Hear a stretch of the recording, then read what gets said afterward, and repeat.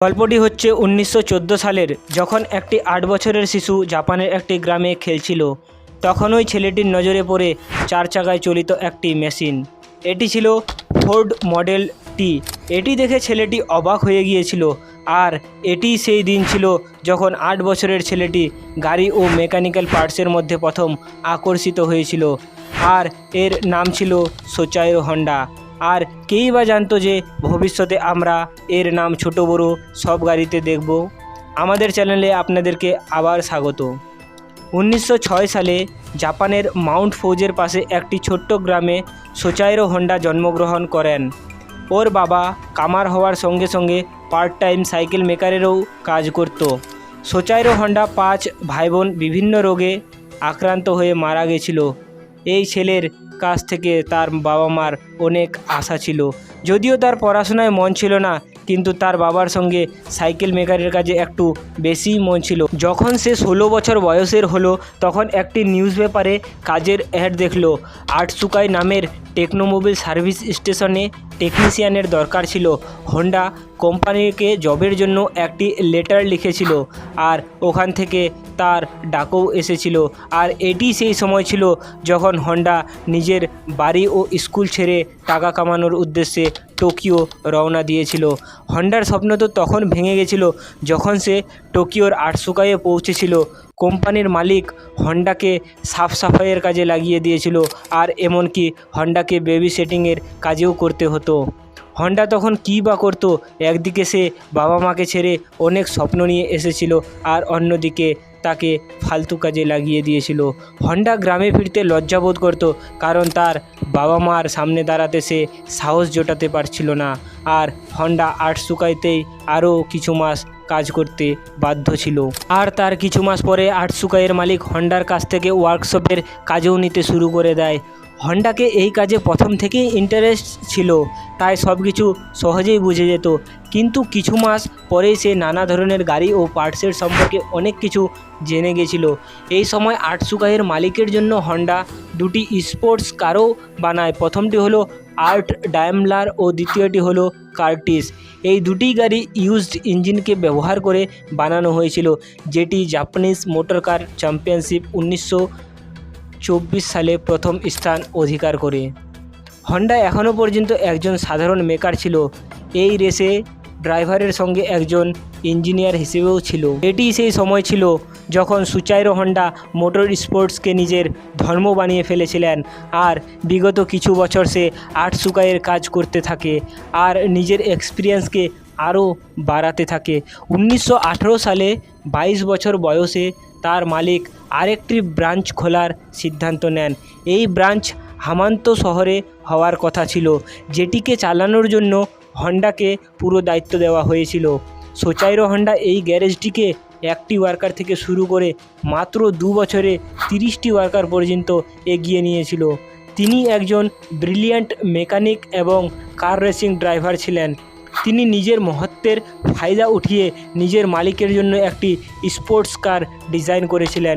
এই গাড়িটি 120 কিলোমিটার প্রতি ঘন্টার গতিতে চলতে পারত, যেটি আগের সব পুরনো রেকর্ড ভেঙে নতুন রেকর্ড তৈরি করেছিল। এই রেকর্ডটি 20 বছর ধরে জাপানের হাইয়েস্ট রেকর্ড ছিল। আটসুকাইয়ের মালিকের মনে হন্ডার জন্য অনেক ভালোবাসা বেড়ে গেছিল। হন্ডা নিজের ওয়ার্কশপ খুলতে চেয়েছিলেন, কিন্তু তার ভাগ্যে অন্য কিছুই ছিল। 1936 সালে রেসিংয়ের সময় একটি ভয়ঙ্কর অ্যাক্সিডেন্ট হয়েছিল। এই অ্যাক্সিডেন্টে সে বেঁচে তো গিয়েছিল, কিন্তু তার একটি হাত ভেঙে গেছিল আর ঘাড়ে ফ্র্যাকচার হয়ে গেছিল। তার মুখের মধ্যে অনেক দাগ পড়েছিল। তার ভবিষ্যৎ তিনি এখানেই শেষ হতে দেখছিলেন, কারণ না ও মেকানিকের কাজ করতে পারত, নাই বা ও আর রেসিংয়ে অংশগ্রহণ করতে পারত। কিছু মাস পরেই যখন তিনি সুস্থ হলেন, তখন তিনি আটসুকাইয়ের মালিকের কাছে অনুরোধ করতে লাগলেন যে সে আর রিপেয়ারিংয়ের কাজ করতে পারবে না। তখন তিনি আইডিয়া পেশ করলেন যে স্পেয়ার পার্টস বানানোর জন্য একটি আলাদা কোম্পানি খুলবে। আটসুকাই হোল্ডারের কর্মীরা সঙ্গে সঙ্গে এই প্রস্তাবটি রিজেক্ট করে দেয়। ওরা ইতিমধ্যে অনেক প্রফিট পাচ্ছিল, তারা চাইতো না যে এর মধ্যে আরও অন্য ঝুঁকি নেওয়া যাক। হন্ডা নিজেই ডিসিশন নেয় যে পার্টস ম্যানুফ্যাকচারিংয়ের কোম্পানি সে নিজেই খুলবে। 1936 সালে 30 বছর বয়সে নিজের বন্ধুর সঙ্গে মিলে টোকাই সেকি হেভি ইন্ডাস্ট্রি ওপেন করেছিলেন, আর তার বন্ধু সুচারো কাটোকে এই কোম্পানির প্রেসিডেন্ট বানিয়েছিলেন। কোম্পানি তো সে নিজে খুলে দিয়েছিল, কিন্তু সেটিকে চালানোর জন্য কোনো পুঁজি ছিল না। হন্ডা সারাদিন আটসুগাইয়ের জন্য কাজ করত আর রাতে নিজের কোম্পানির জন্য গাড়ির পিস্টন বানানোর কাজ করছিল। কিছু মাস হন্ডা এই রুটিনে চলছিল, কিন্তু হন্ডাকে কোনো সফলতা না মেলায় আর সে দিনরাত কাজ করার ফলে অনেক দুর্বল হয়ে গেছিল। একের পর এক তার রাস্তায় বাধা আসতে থাকে। তারপর সে মেটারোলজি মাহাত্ম্য লাভ করার জন্য একটি ইউনিভার্সিটিতে অ্যাডমিশন নেয়। 1939 সালে লাগাতার কঠোর পরিশ্রমের ফলে সে একটি পিস্টন বানাতে সফল হয়, আর তখন সে আটসুকাইয়ের কাজ ছেড়ে দেয় আর পুরো সময় নিজের কাজে লাগায়। কিন্তু তার কোনো ধারণাই ছিল না যে তার বানানো পিস্টনে অনেক ত্রুটি রয়ে গিয়েছে। হন্ডা টয়োটা কোম্পানিকে তার বানানো পিস্টন অফার করেছিল, কিন্তু 50-এর মধ্যে 47টি রিজেক্ট করে দিয়েছিল। এই খবর হন্ডার ওপর অনেক প্রভাব ফেলেছিল, কিন্তু হন্ডাকে আর ফেরার কোনো পথ ছিল না। হন্ডা চলিত কোম্পানির রিক্রুটমেন্ট বোঝার জন্য জাপানে ঘুরতে থাকে, আলাদা আলাদা ফ্যাক্টরিতে যায় আর কার ম্যানুফ্যাকচারের সঙ্গে দেখা করে। বিগত কিছু বছর সে মার্কেট বুঝতে সময় লাগিয়ে দেয়। এরপর হন্ডা আবার পিস্টন বানায়। এইবার এই পিস্টন সব কোম্পানির কোয়ালিটি কন্ট্রোল পার করে যায়। একের পর এক অর্ডার মিলতে থাকে, আর আরও একবার হন্ডা নিজের স্বপ্ন পূরণ হতে দেখছিলেন। অর্ডারকে পূরণ করার জন্য হন্ডা 2000 ওয়ার্কারকে হায়ার করে নেয়। কেই বা জানতো এই আনন্দ শুধু কিছু সময়ের জন্য। 1941 সালে জাপান ওয়ার্ল্ড ওয়ার 2-এ চলে গিয়েছিল, আর জাপান সরকার অনেক কোম্পানিকে নিজের কন্ট্রোলে নিয়ে নিয়েছিল, যার মধ্যে একটি কোম্পানি ছিল সোচাইরো হন্ডার।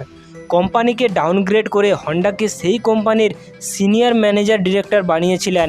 বিশেষ করে তখন বেশি খারাপ লাগছিল যখন তার কোম্পানির ওয়ার্কারদের মিলিটারি সার্ভিসে লাগিয়ে দিয়েছিল।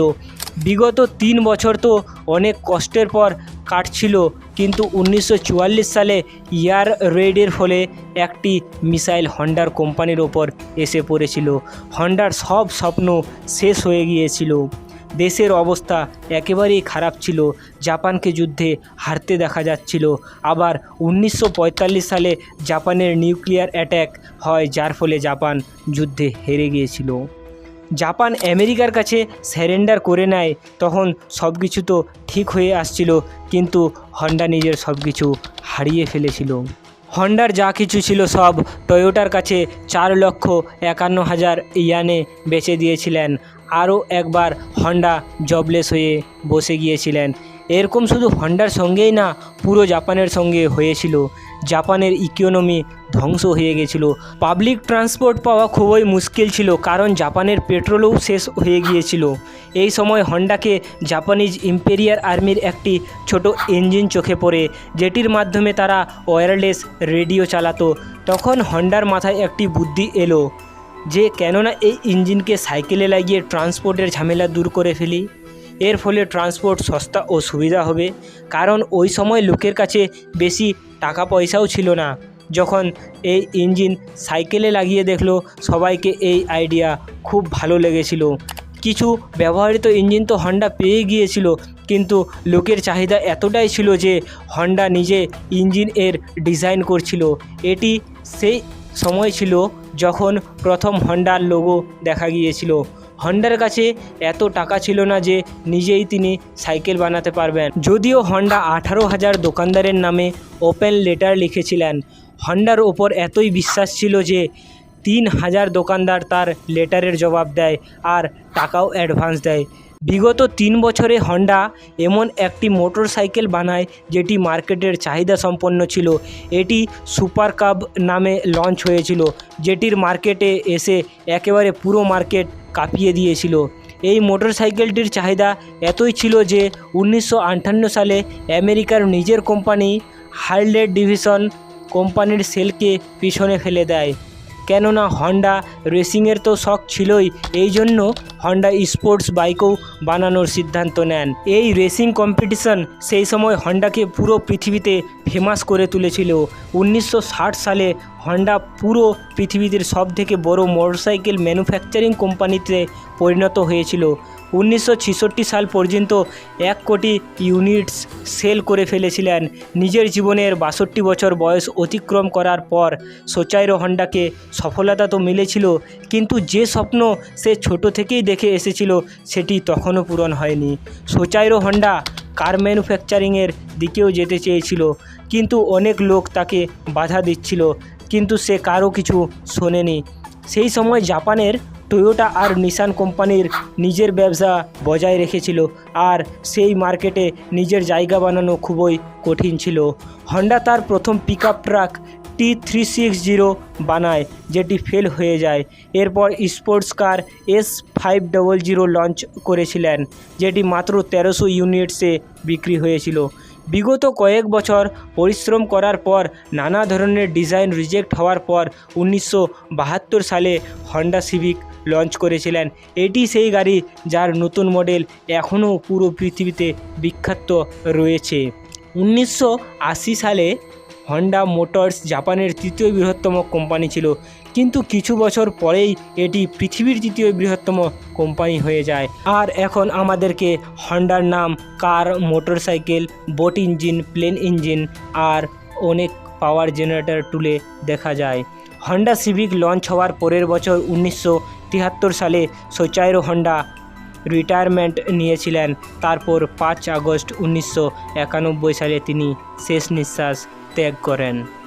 এই ভিডিওটি তোমাদেরকে ভালো লাগলে চ্যানেলটিকে সাবস্ক্রাইব করুন এবং ভিডিওটিতে লাইক কমেন্ট অবশ্যই করুন।